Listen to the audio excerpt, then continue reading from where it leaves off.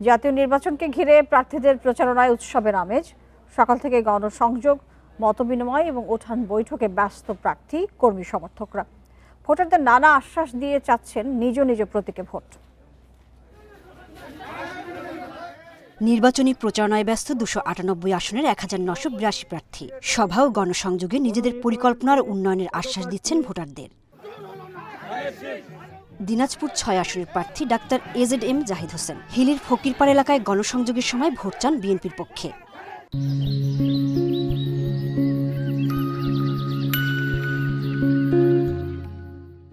আমাদের সাধারণ ভোটার যারা রয়েছেন তাদের সবার মাঝে এক ধরনের উচ্ছ্বাস রয়েছে ধানের শীষের প্রতি, বিএনপির প্রতি এবং আমাদের নেতা জনাব তারেক রহমানের নেতৃত্বের প্রতি তাদের আস্থা রয়েছে। ইনশাআল্লাহ আমরা খুবই আশাবাদী। খুলনা নগরীর জোড়াগেট এলাকায় গণসংযোগ করেন 2 আসনের বিএনপির প্রার্থী নজরুল ইসলাম মঞ্জু। আর পাইকগাছা উপজেলার গদাইপুরে ভোটারদের সাথে মতবিনিময় করেন 6 আসনের জামাত প্রার্থী মাওলানা আবুল কালাম আজাদ।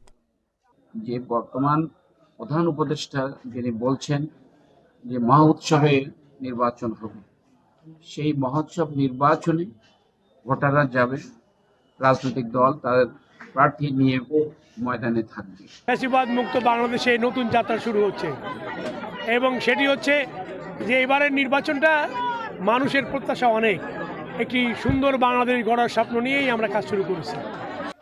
বরিশাল 6 আসন বাকেরগঞ্জে প্রচারণায় ব্যস্ত ইসলামী আন্দোলনের প্রার্থীদের পাশাপাশি স্বতন্ত্র প্রার্থীরাও দিচ্ছেন উন্নয়নের প্রতিশ্রুতি। শরীয়তপুরের জাজিরায় অনুষ্ঠিত হয় বিএনপি ও জমিয়তে উলামায়ে ইসলামের যৌথ পরামর্শ সভা। এছাড়া সবার জন্য সমান সুযোগ নিশ্চিতের দাবি খেলাফত মজলিসের প্রার্থী জালাল উদ্দিন আহমেদের। অনেক প্রার্থী আমার দৃষ্টিতে তারা আচরণবিধি লঙ্ঘন করছে। আমি এই ব্যাপারে প্রশাসনকে অনুরোধ করব যে আপনারা ব্যবস্থা গ্রহণ করুন। এদিকে সমর্থকদের হুমকি ও মারধরের অভিযোগ চাঁদপুর 4 আসনে বিএনপির বিদ্রোহী প্রার্থী এম এ হান্নানের।